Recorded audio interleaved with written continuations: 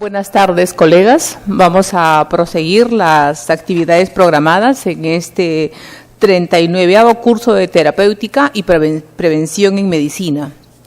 Para esta tarde tenemos programado al doctor Fernando Gutiérrez Muñoz, a quien ya lo tenemos con nosotros.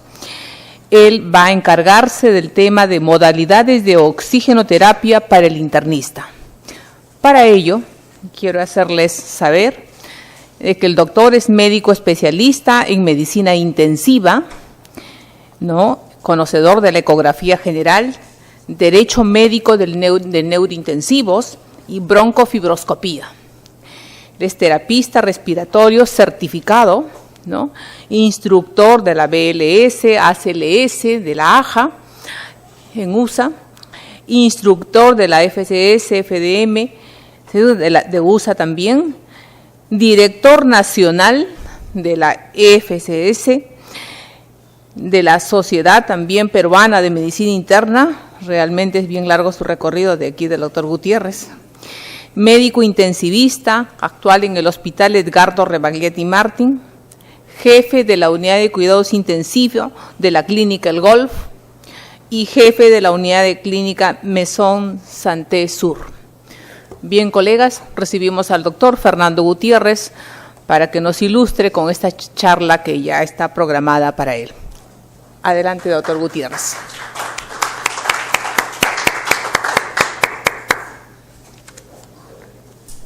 Ahora sí, muy bien. Muchas gracias por la presentación.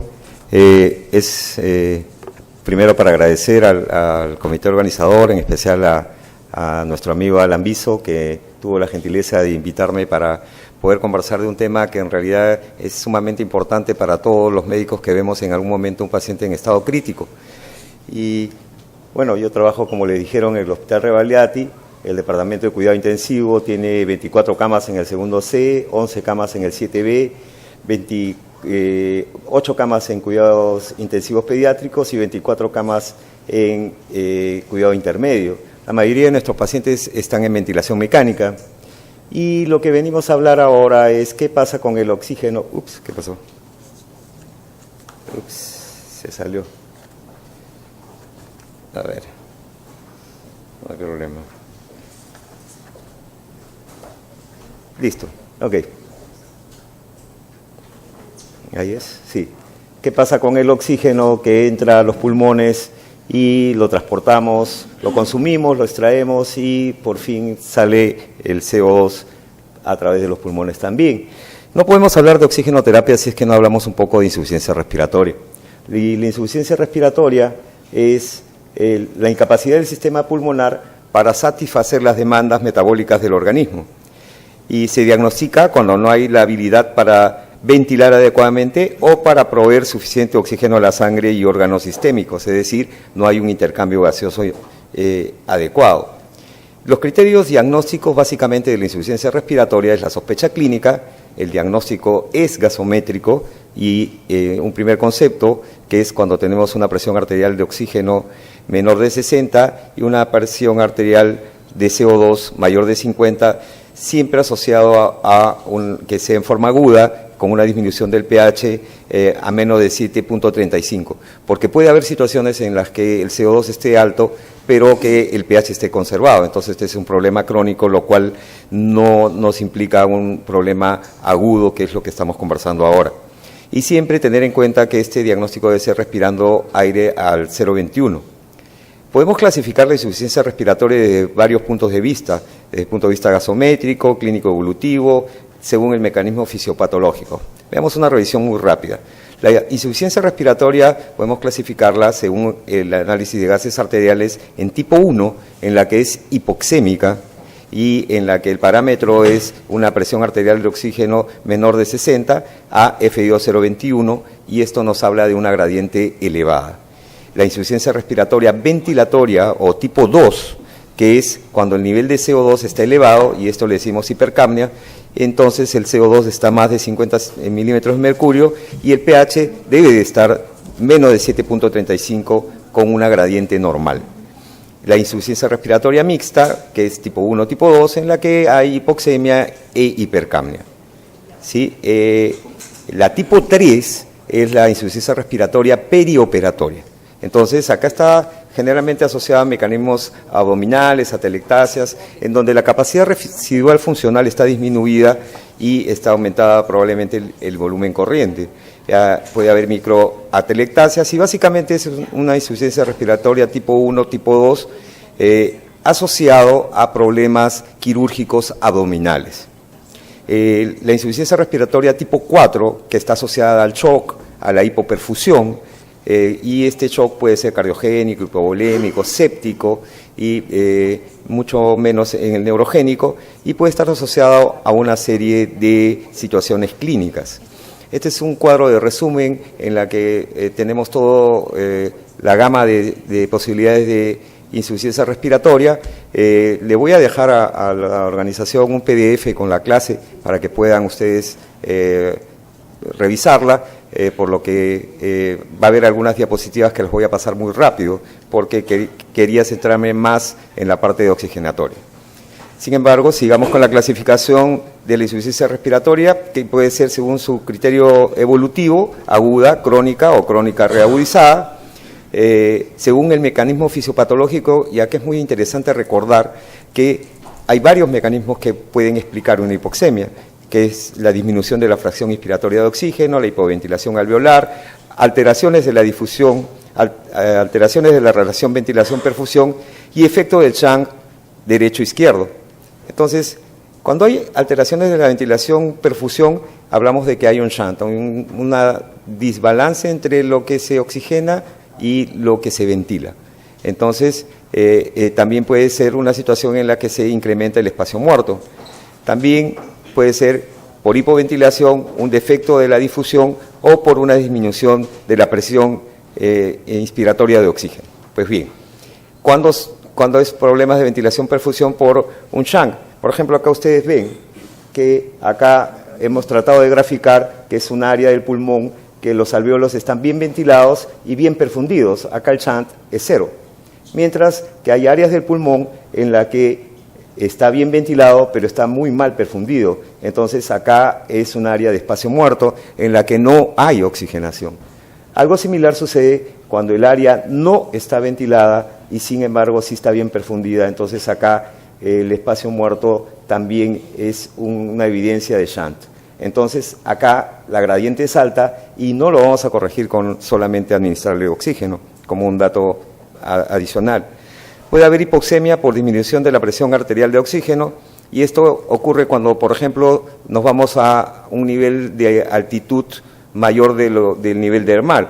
Entonces aquí, por ejemplo, cuando estamos a 150 milímetros de mercurio sobre el nivel del mar, mientras que si nos vamos a 4.000 metros, baja el nivel de oxígeno a 70 milímetros de mercurio, y si estamos a 8.000 metros de altura, pues disminuye mucho más. Obviamente, esto va a causar hipoxemia, porque no tenemos oxígeno para poder captar, ¿de acuerdo?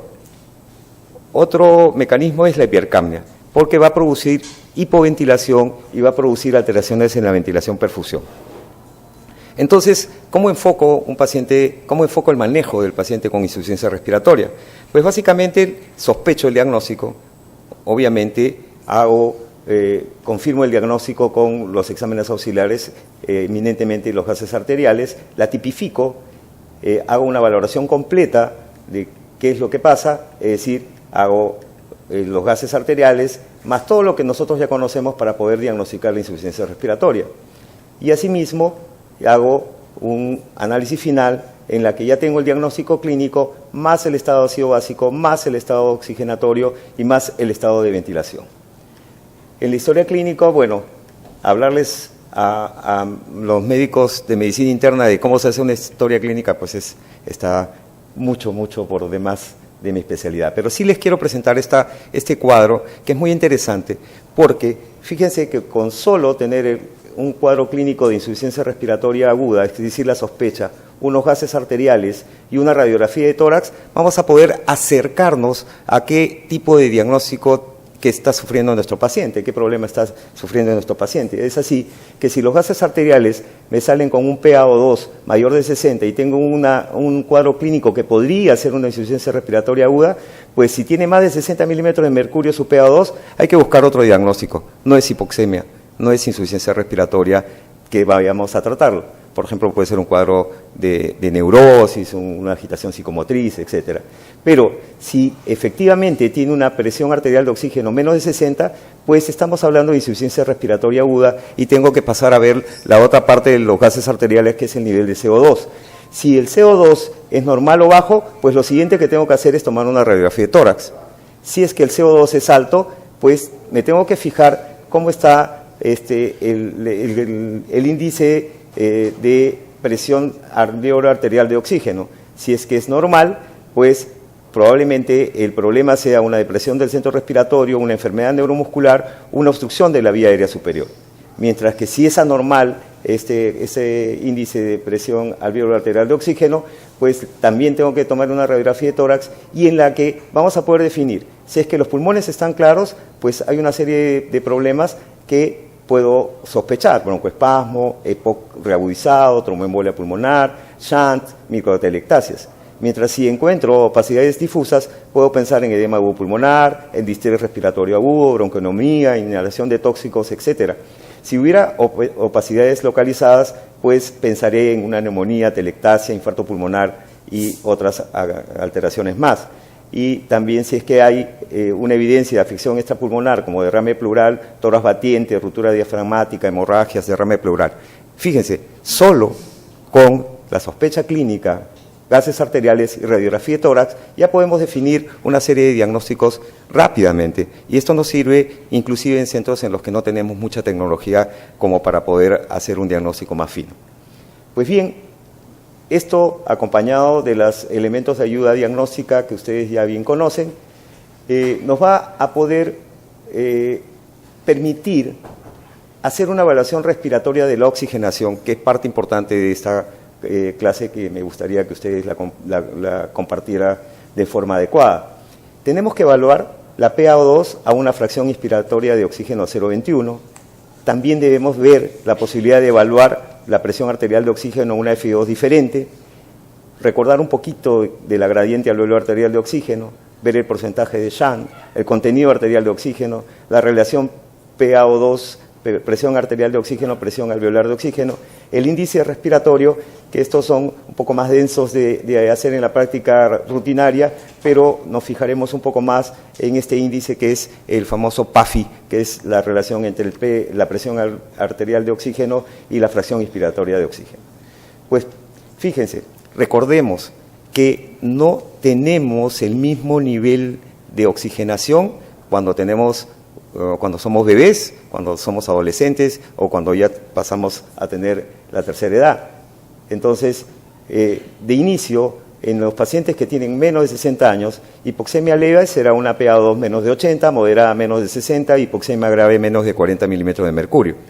Si es que esto lo puedo hacer un cálculo teórico para que ustedes tengan como referencia y puedan hacerlo cotidianamente a la cabecera del paciente, una fórmula muy sencilla, ¿no?, en la que vemos que la PaO2 va a ser igual a 104 menos 0.27 por la edad en años con el sujeto sentado, y si está en supino, pues 103.5 por 0.42 por la edad en años. Bueno, más fácil. Entonces, sustraer 1 milímetro de mercurio de los límites de hipoxemia, ley moderada por cada año por encima de 60. Es decir, si tengo 70 años y me sale 70 de hipoxemia, de PaO2, entonces es leve. Si me sale 40, entonces sí es moderado o grave. ¿De acuerdo? Entonces es una forma sencilla de poderlo clasificar y ubicar a nuestro paciente. Entonces, pensaré que puede haber una hipoxemia no corregida cuando la presión arterial de oxígeno es menor del límite aceptable a 0,21. Será corregida cuando es mayor al límite aceptable de 0,21 y que sea menor de 100 milímetros de mercurio. Sin embargo, puede haber situaciones en las que hay hipoxemia excesivamente corregida, es decir, le hemos administrado mucho oxígeno al paciente. Entonces es una PaO2 más de 100, menor que el mínimo previsto, que hemos revisado previamente, ¿no? Hipoxemia refractaria entonces será un aumento de menos de 10 milímetros de mercurio en la presión arterial de oxígeno como respuesta a un aumento del FiO2 de 0.2. Es decir, si yo tengo un paciente que está respirando 0.21 y tiene saturación, una PaO2 de 70 y lo pongo a 0.40 y me sale 75, entonces ese paciente tiene muy probablemente una hipoxemia refractaria. En forma rápida puedo ir evaluando esta posibilidad. ¿Ok? Muy bien. Solo para recordarles, en adultos y niños lo normal es 97 milímetros de mercurio a 0.21. Un valor aceptable es 80 y ya hablamos de hipoxemia para recalcar menos de 80. En los recién nacidos el rango aceptable es de 40 a 70. En los ancianos de 60 años en adelante menos de 80. 70 años mayor de 70. 80 años mayor de 60. ¿De acuerdo? Y este cuadro es importante porque va a fijar un poco nuestro objetivo terapéutico. Es decir, yo a un paciente que tiene 80 años no voy a esperar a que tenga 100 de PaO2. Ese no va a ser mi objetivo terapéutico. Mi objetivo terapéutico es llevarlo a un nivel cercano a lo que para él sería aceptable y normal. ¿De acuerdo? Esa es una pauta importante para no sobreoxigenar al paciente, porque recordemos que el oxígeno es tóxico. El oxígeno lesiona los alveolos, lesiona los neumocitos tipo 1, tipo 2, que producen el surfactante, por lo tanto va a causar atelectasias, nos barre el nitrógeno, y recuerden que el remanente de nitrógeno, que es 78% en cada una de las ventilaciones que tenemos, pues ayuda a que no haya atelectasias, y además libera radicales libres el oxígeno cuando lo administramos a nuestros pacientes. Entonces debemos ser muy cuidadosos cuando lo administramos, porque sí puede lesionar, y de hecho tenemos que tener mucha precaución al respecto. Muy bien, con respecto a la FiO2 y a lo que espero, es decir, este dato también es importante. Si a un paciente le administro una FiO2 de 0.30, pues yo debería esperar 150 de PaO2, es decir, 5 veces el valor de la FiO2 que le estoy administrando. Y si le estoy administrando 100% de oxígeno, este paciente debería tener 500. Si tiene menos, estamos hablando que está con una hipoxemia, y ya revisamos los cuadros anteriores que les presenté para poder clasificarlo en qué tipo de insuficiencia respiratoria. ¿De acuerdo? Entonces, esto a recordarlo también como un objetivo terapéutico. Muy bien. Bueno, ya estas son fórmulas para ver la gradiente alveolar de oxígeno, el shunt, la relación presión arterial de oxígeno, presión alveolar de oxígeno, que solamente para recordar 0.74 en los ancianos, 0.90 en los jóvenes, ¿sí? Y si tenemos de 0.5 a 0.8 será un shunt moderado, 0.25 a 0.50 shunt significativo, y menor de 0.25 ya sería un shunt crítico, que realmente ese paciente probablemente necesite ventilación mecánica y unos criterios especiales. En cuanto al índice respiratorio, solamente para recordarles, ¿no?, que lo normal es menor a 1, y si tiene 1 a 5 es hipoxemia con un problema de ventilación-perfusión. Si tiene más de 5 es hipoxemia severa con un shunt muy probablemente ocasionado por problemas graves. Muy bien, este era el índice que les decía que era muy fácil de conseguir y de calcular. Simplemente vamos a obtener la presión arterial de oxígeno y dividirlo entre la fracción inspiratoria de oxígeno que tenemos en decimales. Es decir, por ejemplo, en este caso, normal es más de 300 y hasta 550 con FiO2 1. Es decir, es una PaO2 mayor de 300 a 550 entre 1. Y ese es el valor. Si es menos de 300 es una hipoxemia, menos de 200 hipoxemia, y vamos así revisando los siguientes niveles de hipoxemia. ¿De acuerdo? Entonces, la PAFI, como lo llamamos nosotros, es muy importante, porque si tengo un PAFI cada vez más comprometido, entonces ahí tendré que tener una mayor asistencia al paciente. ¿Okay? Luego, solamente para recordar unas palabras sobre la ventilación y el equilibrio ácido-base. Pues la clasificación es que si tenemos una presión arterial de CO2 menor de 30, estamos hablando de hiperventilación alveolar, y esto es una alcalosis respiratoria. Si es entre 30 y 50, pues hablamos de ventilación alveolar aceptable, y si tiene más de 50 milímetros de mercurio, pues hablamos de insuficiencia ventilatoria y estamos ante un cuadro de acidosis respiratoria muy probablemente.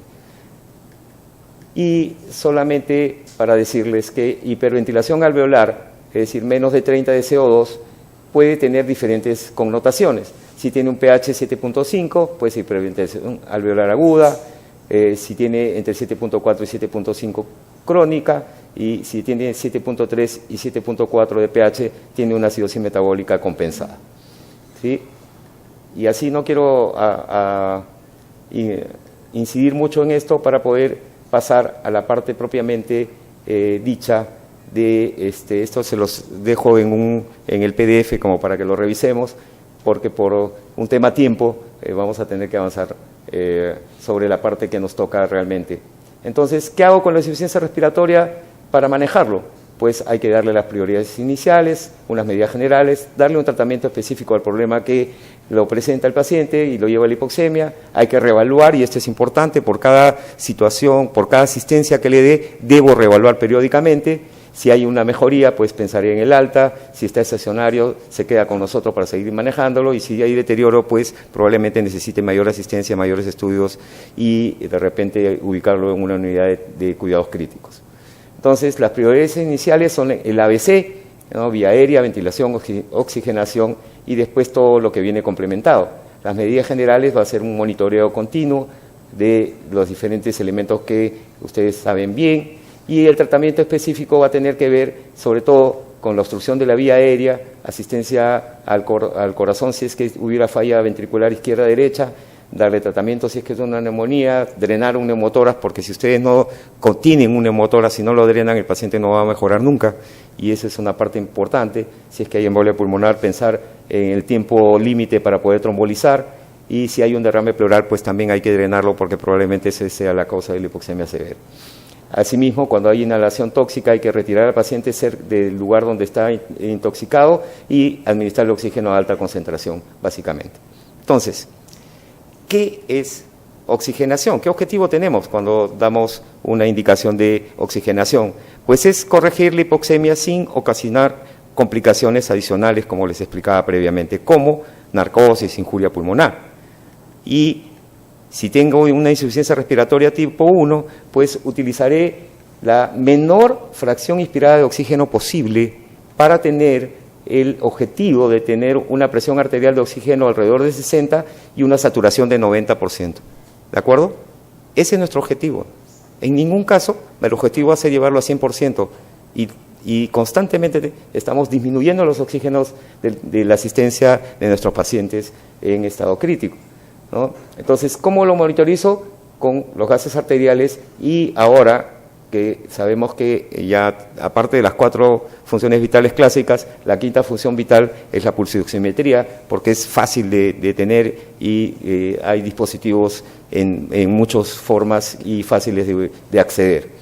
Entonces, si tengo insuficiencia respiratoria tipo 2, usar el método más simple, el oxígeno que sea el menor posible para una PA2 alrededor de 50-60, una saturación de 90 milímetros de mercurio, y probablemente iniciemos con cánula binasal a 1 o 2 litros para obtener unos gases arteriales 15 minutos después y hacer una reevaluación continua y una corrección.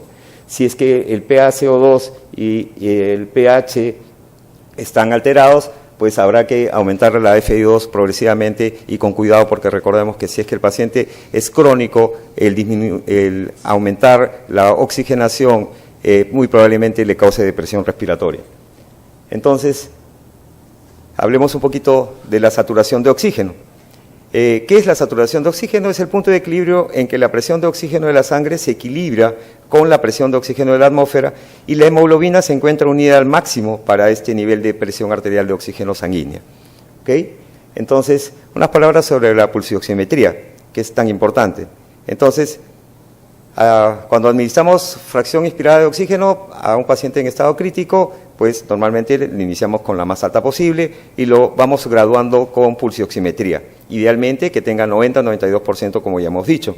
Y nuestra meta es bajar lo más rápido posible la fracción inspirada hasta por lo menos 50%. ¿De acuerdo? Y ahora que hay métodos tan sencillos como estos y que realmente los costos han disminuido, ¿no? Sobre todo los que tenemos acceso a productos de nuestro lejano oriente, digo, de la China, pues ahora están muy baratos en realidad. Pero unos detalles sobre la pulsioximetría. Tenemos que informarnos de las particularidades del equipo, porque, por ejemplo, este equipo que parece tan sencillo, pues hay que presionar este botoncito para que funcione. Y hay otros, en cambio, que solamente se abre, se cierra y funciona. Entonces hay que informarnos un poco. Hay que eliminar los pigmentos, porque estos pueden distorsionar o obstruir el que sense bien el haz de luz. Y sobre todo ahora que inclusive hay, entre comillas, metrosexuales que también se pintan las uñas, entonces hay que tener cuidado de eliminar los pigmentos. Hay que explicarle al paciente, porque lo que normalmente hacen nuestras enfermeras, le ponen el pulsoxímetro y lo primero que hace el paciente es quitárselo, porque no sabe para qué funciona, para qué sirve. Si le explicamos y le decimos cosas como que si te lo quitas, en realidad te vas a morir, entonces ese paciente no se lo va a quitar de ninguna manera. Y no va a ser necesario probablemente ajustarlo mucho, como suele suceder. Es recomendable cambiarlo de zona de medición. Y, 2 minutos. Upa, fíjese. Bueno, simplemente para explicarles que para administrar oxígeno debemos tener humidificación, ¿sí? Y hay opciones terapéuticas no invasivas, como la cánula nasal, la mascarilla de CPAP, mascarilla nasal, facial, la mascarilla facial con reservorio y las unidades de reanimación. Y las invasivas, como la ventilación mecánica. Los sistemas de bajo flujo, que son la cánula binasal, la mascarilla facial, y los sistemas de alto flujo, que son de rendimiento constante. Dentro de los sistemas de bajo flujo, vamos a pasarlo rápido debido al tiempo.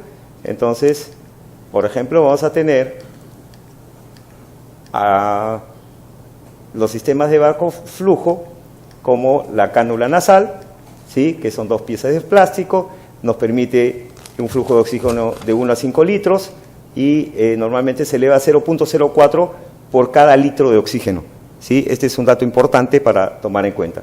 A baja concentración de oxígeno, el FiO2 máximo obtenido no es superior al 40-50%. Esta es la cánula nasal que ustedes conocen, es muy fácil de colocar, ¿no? Y es bien tolerada, pero tener en cuenta que por incrementarle más oxígeno, el flujo de oxígeno no va a mejorar la oxigenación, no vamos a darle más de 0,40 de FiO2, más bien vamos a secar. Estos son los valores que puede darnos con cada litro, como ven, hasta 0,40, 0,44 de oxígeno. La máscara facial, ¿no? Que tiene sus ventajas. Esta es la máscara facial clásica, es de color transparente, es suave, etcétera, y es graduable a la cabeza del paciente, ¿sí? Este es clásicamente debemos tener siempre en cuenta la humidificación, ¿sí? Acá está. Luego la máscara con bolsa con reservorio, ¿sí? Esto ustedes lo conocen, el flujo ingresa para acá, va hacia la bolsa y es inhalado por el paciente. Hay varios tipos y les voy a pasar de frente al resumen para que podamos avanzar y poderles, por lo menos, darles una idea de cómo es la máscara con reservorio, ¿sí? Y hay 2 tipos, que es de no reinhalación y de reinhalación, ¿sí? Y acá está el resumen, ¿sí? Fíjense, las de reinhalación pues no tienen válvulas y ingresa el aire o el oxígeno al 100% y lo inhala el paciente, tiene 2 aberturas que permiten la salida de la exhalación del paciente, pero sin embargo también hacen que ingrese el oxígeno que le estamos administrando. Y en cambio las que son de no reinhalación tienen válvulas unidireccionales tanto en el ingreso de oxígeno como en la exhalación, de tal forma que el paciente siempre va a obtener oxígeno. Muy bien, estos son los sistemas de bajo flujo.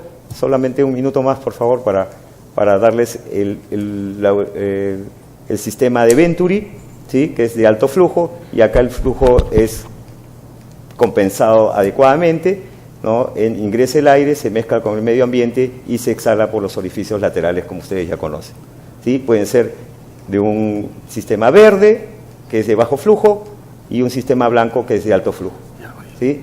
Y podemos darle una serie de ventajas a esto. Muy bien. Entonces, estos serían los niveles de bajo flujo, el sistema verde, y alto flujo, el sistema blanco. ¿Ok? Este es cómo debe colocarse. Por último, la cámara de traqueostomía, que es un sistema que debemos usarlo cuando el paciente tiene traqueostomía. La cámara cefálica o de Hood, ¿no?, que tiene una serie de ventajas, sobre todo para los recién nacidos, y ese es el esquema. Esto, doctor, se ha cumplido el tiempo. Sí, ok. Bueno, le agradecemos y muy bien. quisiéramos entregarle un certificado. Correcto.